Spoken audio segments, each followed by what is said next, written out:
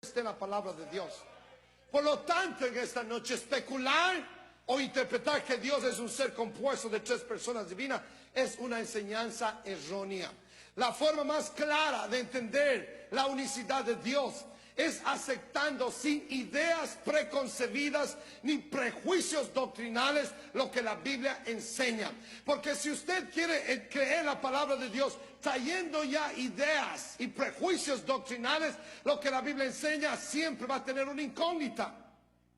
Pero le voy a decir, usted puede entregar una Biblia a una persona que nunca ha leído la Biblia y va a decirle, lea la Biblia, y al final usted dice, ¿cuántos dioses dice que hay en la Biblia? Le va a decir uno. Le va a decir uno, porque no tiene ninguna idea preconcebida de Dios, y la Biblia no enseña nada más ni nada menos que hay un solo Dios y punto.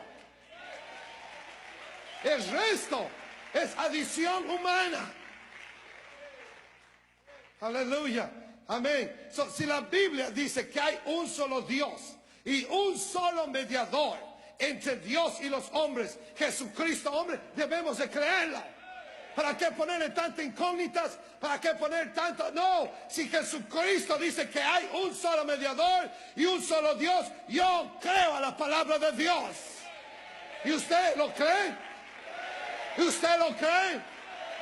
No me cree a mí, crea la palabra de Dios.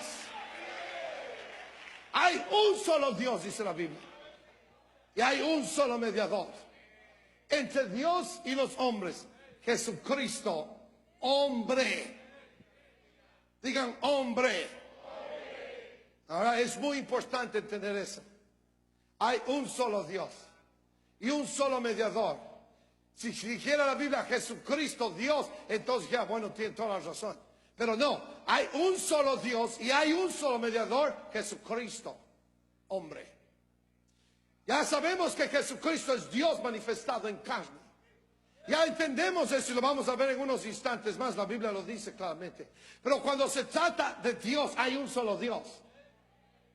Usar la palabra personas, digan personas, en referencia a nuestro Dios, es salirse totalmente del contexto o contenido bíblico. Porque en ninguna parte, ni en ningún texto bíblico, usted va a encontrar la palabra personas en relación a Dios. En ninguna parte. ¿Sí me oyeron todos? Dicen que hay tres personas en la divinidad, pero ¿de dónde sacan ese texto o esa doctrina o esa enseñanza? Yo no sé, porque en la Biblia no existe tal cosas. Si usted me encuentra que la Biblia enseña que hay tres personas usando ese lenguaje y usando esa interpretación tácita o sobreentendida o literal, lo poco que tengo se lo doy a usted en esta noche. Pero usted no va a encontrar, puede rebuscar en cada página y simplemente no va a encontrar absolutamente nada así, porque no hay. Usted no va a encontrar las palabras personas en relación a Dios. Para que alguien califique como persona, debe de estar compuesto por cuerpo físico y por personalidad. Y dice Juan 4:24 que Dios es espíritu. Digan conmigo, Dios es espíritu. Es lo que dice la Biblia. Primero de Juan 4:12 dice así: nadie, diga nadie ha visto a Dios jamás. Es la Biblia. Nadie ha visto a Dios jamás. El mismo Señor Jesucristo nos dio el concepto de espíritu cuando Él se apareció a sus discípulos después de su resurrección. Y ellos pensaban que era un espíritu. Y el Señor les replicó en Lucas 24:39, diciéndoles: mirad mis manos y mis pies, que yo mismo soy. Palpad y ved, porque un espíritu, digan, porque un espíritu, repita fuerte conmigo, porque un espíritu no tiene carne ni huesos. Es palabra de Dios. El Señor Jesucristo dice, un espíritu no tiene carne, no tiene huesos, y Dios es espíritu. No tiene carne, no tiene huesos. ¿Sí me oyeron? No puede ser persona. Porque para que califique como persona tiene que tener un cuerpo compuesto de carne y huesos y personalidad. Por eso, el cuerpo del Padre es el cuerpo del Señor Jesucristo. En otras palabras, Dios Padre es espíritu, es decir, no tiene cuerpo físico, tiene personalidad, pero no tiene cuerpo. El cuerpo del Padre es el cuerpo del Señor Jesucristo. ¿Sí me oyeron? El cuerpo del Padre es el cuerpo del Señor Jesucristo, porque Dios o el Padre es espíritu. Por eso fue que el Señor Jesucristo le respondió a Felipe cuando Felipe le hizo la petición en Juan 14:8, muéstranos al Padre y nos basta. Muéstranos, déjanos ver, aunque sea una sola vez a tu Padre. Nos hablas de tu Padre, oras a tu Padre, todo el tiempo estás haciendo referencia de tu Padre. Felipe finalmente no pudo contener su curiosidad. Le dice, Señor, muéstranos al Padre y nos basta, es decir, estaremos satisfechos. ¿Se oyeron? Y el Señor les respondió en el verso 9 y 10 de Juan 14. Yo no sé si pueden proyectar esas escrituras rápidamente en la pantalla. El Señor les respondió en el verso 9 y 10. El que me ha visto a mí, ¿qué dice? El que me ha visto a mí, amén, ha visto al Padre. ¿Cómo pues tú dices, muéstranos el Padre? ¿No crees que yo soy en el Padre y el Padre en mí? Las palabras que yo os hablo, no las hablo por mi propia cuenta, sino que el Padre, digan que mora. Griten que mora. ¿Dónde? ¿Dónde? Que mora el Señor Jesucristo, que está el Padre, Dios Padre, que es espíritu, que no tiene cuerpo físico ni tiene huesos, tiene personalidad pero no tiene cuerpo físico. Ese Padre, ese Dios eterno que es espíritu, dice, mora en mí, Él hace las obras. Denle un aplauso al Señor por eso.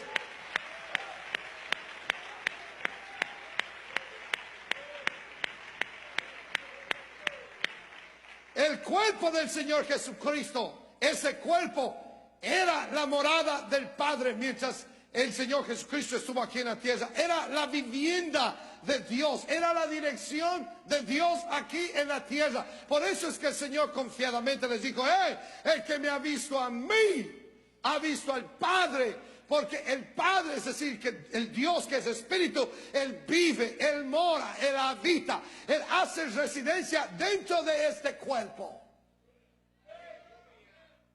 ¿Está claro, no? Aleluya. Y es bueno clarificar algo en esto, porque es muy importante.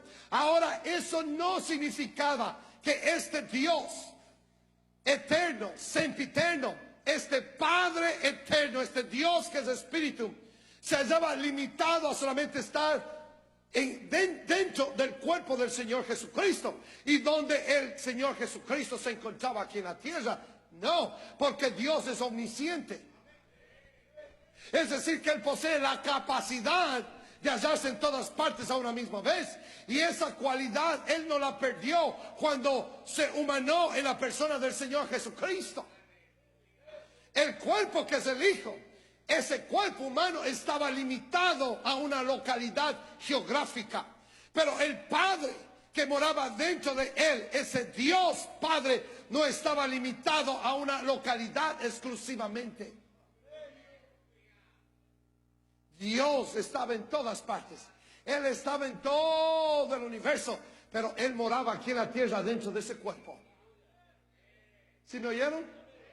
Él, en espíritu, Él es incontenible, Él es inescrutable, Él es inexplicable. Los cielos de los cielos no lo pueden contener. Y ese es el misterio de que habló el apóstol Pablo en 1 Timoteo 3:16. Grande es el misterio de la piedad. Dice, no se puede a veces ni comprender cómo ese Dios que es inmensurable, cómo ese Dios que es inescrutable, se manifestó en carne y vivió dentro de ese cuerpo cuyo nombre es Jesús, que significa Jehová, salvación nuestra.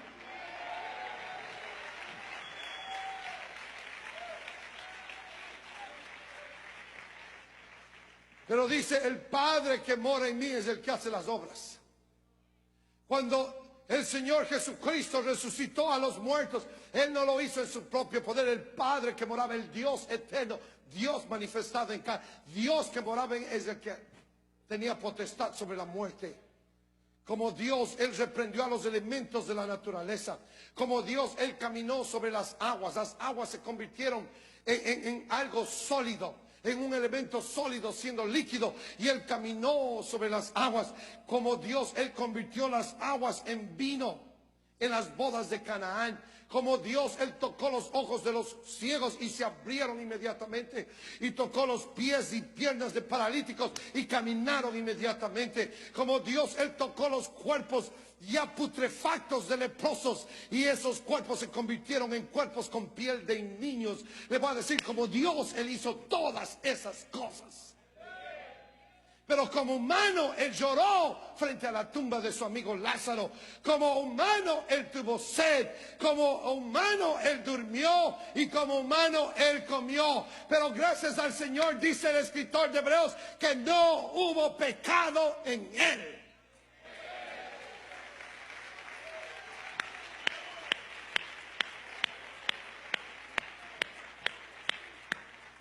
Y la mejor manera de entender la unicidad de Dios es cada vez que usted lea la palabra de Dios y lea la palabra Padre, usted debe de colocar en su mente, o debe de escribirla ahí en el renglón de la Biblia, Espíritu. Porque Dios es Espíritu, el Padre es Espíritu.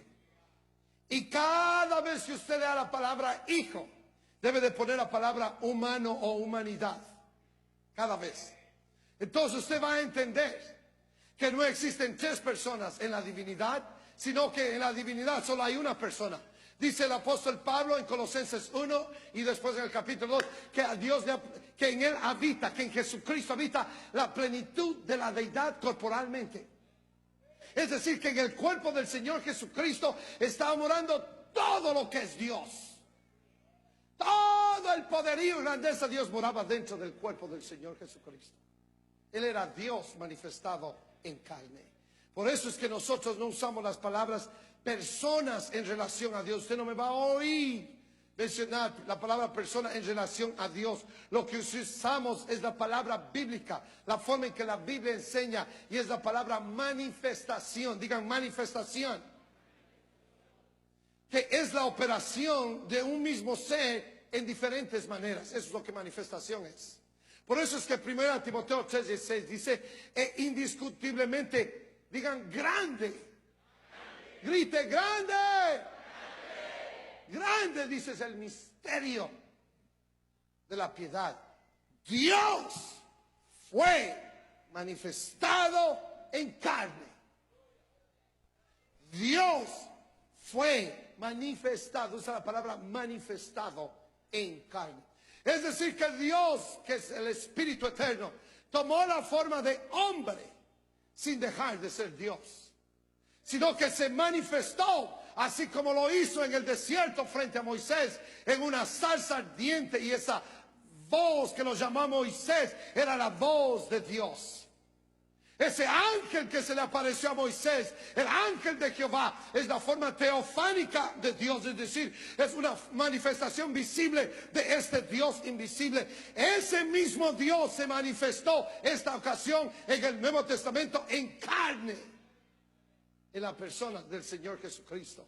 Entonces, si hablamos de personas, el Señor Jesucristo es la única persona en la divinidad.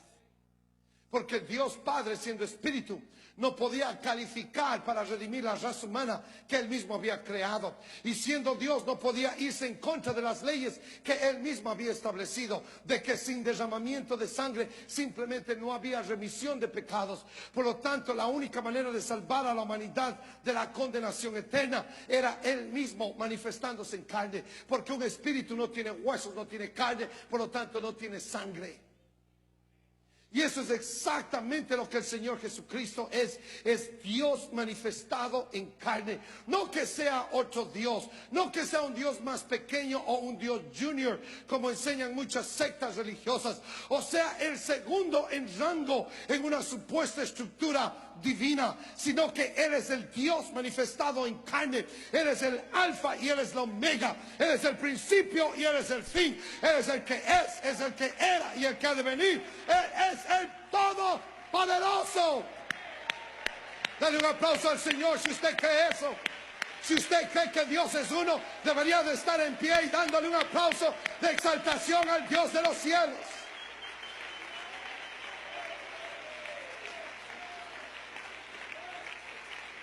Aleluya. Gloria al Señor Jesucristo. Amén. Él es el primero y Él es el último. Él es el alfa y Él es la omega. Él es la A y la Z.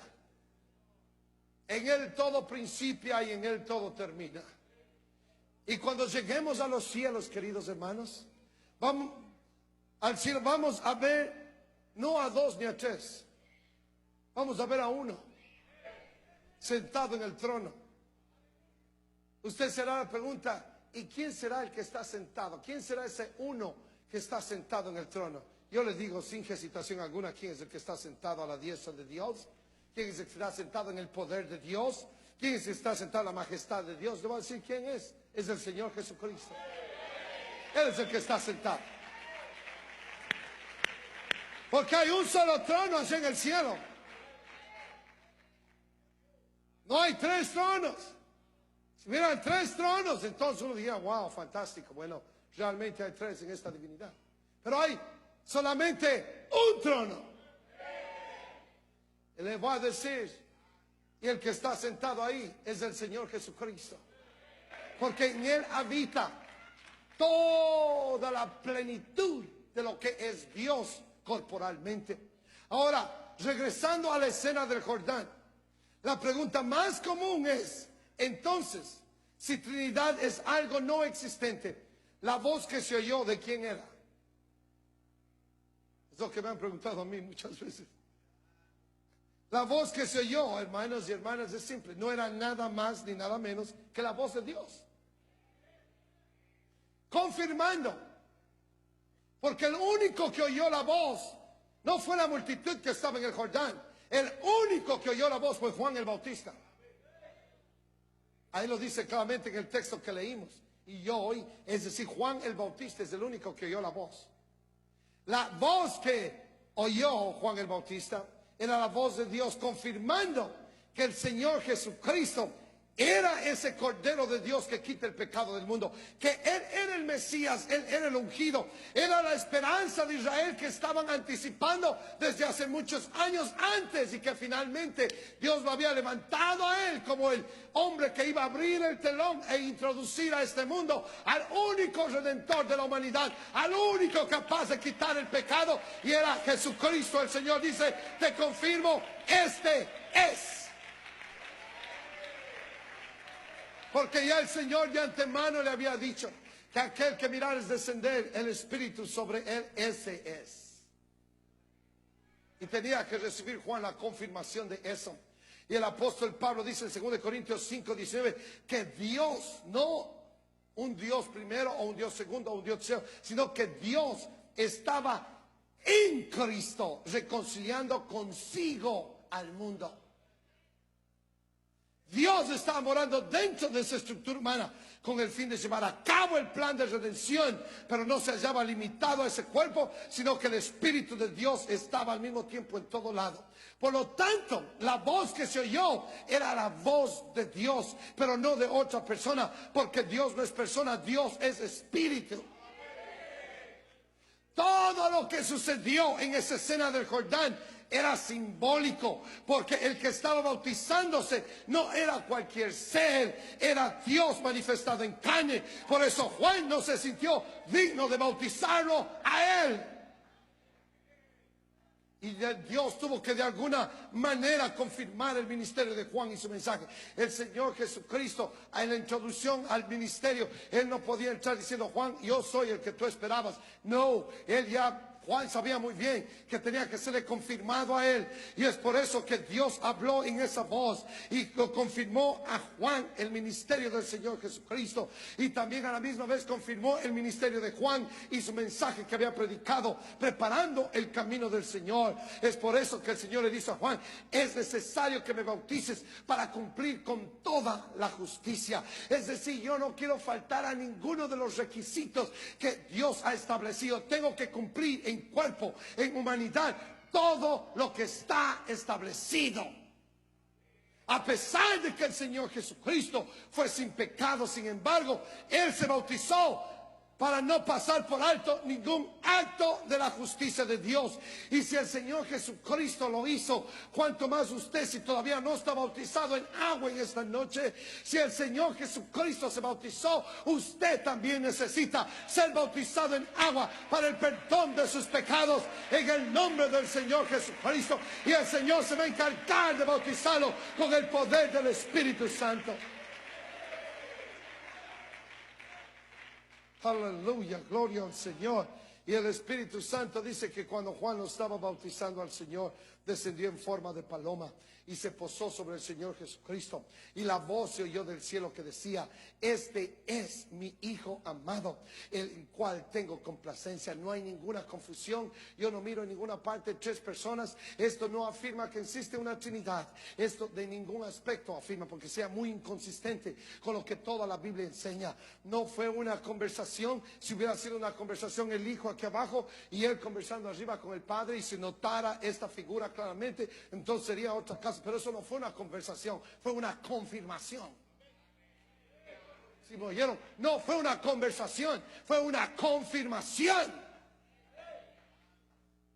No dice que la voz del cielo y el Señor Jesucristo en el agua, en las aguas turbias del río Jordán, comenzaron a tener una conversación temporal. No, claro que no. De decir así, podríamos creer que el Padre y el Hijo realmente son dos personas separadas en la divinidad. Pero solo se oyó una voz y el Espíritu descendió en forma de paloma. Y esa manifestación visible del Espíritu Santo no significa que es una persona separada en la divinidad. Creerlo de esa manera sería asumir algo que no se haya consistentemente enseñado en las Escrituras. La única vez en que la Biblia habla de tres específicamente se halla en 1 de Juan 4, 7 y 8, donde dice: porque tres son los que dan testimonio en el cielo: el Padre, el Verbo y el Espíritu Santo.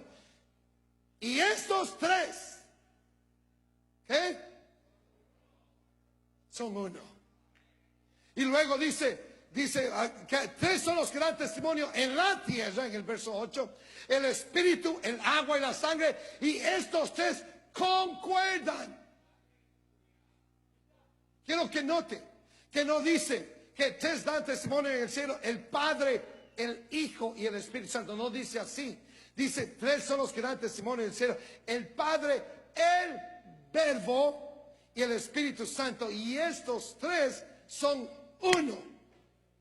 El apóstol Juan enumera ciertos testigos en estos versos: testigos celestiales y testigos terrenales. En los cielos dice son uno. Y aquí en los testigos terrenales termina diciendo: estos tres concuerdan.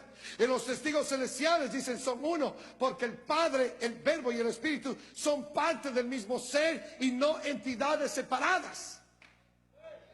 Porque la palabra ni el Espíritu pueden separarse del ser. Así como mi espíritu y mi alma no se pueden separar de este ser. Son parte intrínseca del ser. En vez de verbo no dice hijo, debido a que el hijo no existió antes de su humanación, como enseña la doctrina trinitaria. Porque aquí una vez más se comprueba que el hijo no estaba presente atestiguando en la obra de la creación, sino el verbo, que es parte integral del carácter de Dios y no un ser separado. Es claro, más claro que el agua cristalina. Porque usted no puede separar el verbo o la palabra de la persona. La palabra que yo hablo es parte de este ser. Y no puedo decir: voy a separar mi palabra. No, en el principio era la palabra. En el principio era el verbo. Y el verbo era con Dios. Y el verbo era Dios.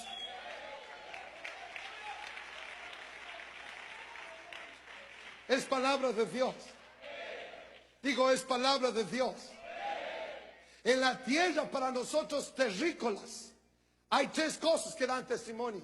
El Espíritu, el que descendió sobre el Señor, el bautismo en agua. Y luego el apóstol Juan continúa enumerando la sangre. Sin derramamiento de sangre no hay remisión de pecados.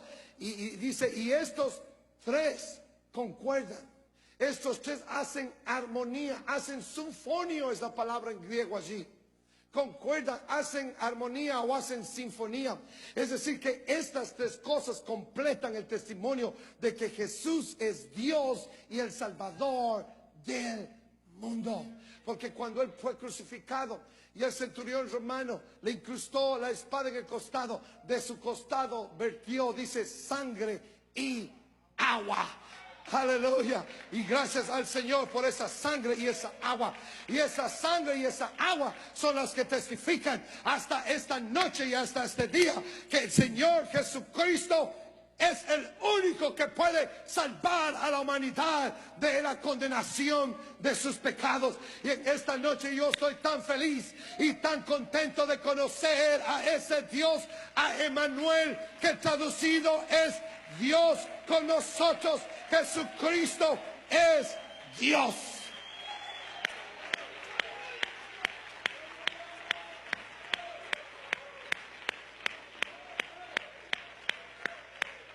Oh, gracias al Señor y al Espíritu Santo, que en este instante está manifestándose en la regeneración nuestra. Estos tres están en gran testimonio todavía aquí en la tierra.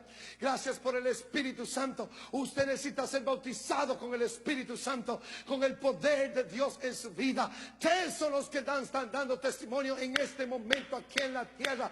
Y es el Espíritu de Dios. Le voy a decir, el Espíritu de Dios está testificando a través de la iglesia y a través de nuestra vida. Le voy a decir, es la única manera de vencer al pecado, a la carne y a las tentaciones de este mundo. Es por medio del Espíritu Santo de Dios. El Espíritu de Dios, la sangre y el agua. Dice, estos tres hacen sinfonio. Estos tres están en armonía. Y necesitamos eso en esta noche. En esta misma noche, si usted no ha rendido su vida al Señor Jesucristo, si no se ha arrepentido de sus pecados, usted necesita hacerlo. Y necesita bajar a las aguas bautismales y ser bautizado en el único nombre en el cual hay salvación, el nombre del Señor Jesucristo. Y el Señor se va a encargar de sellarlo con su Espíritu Santo, y usted también va a ser testigo aquí en la tierra.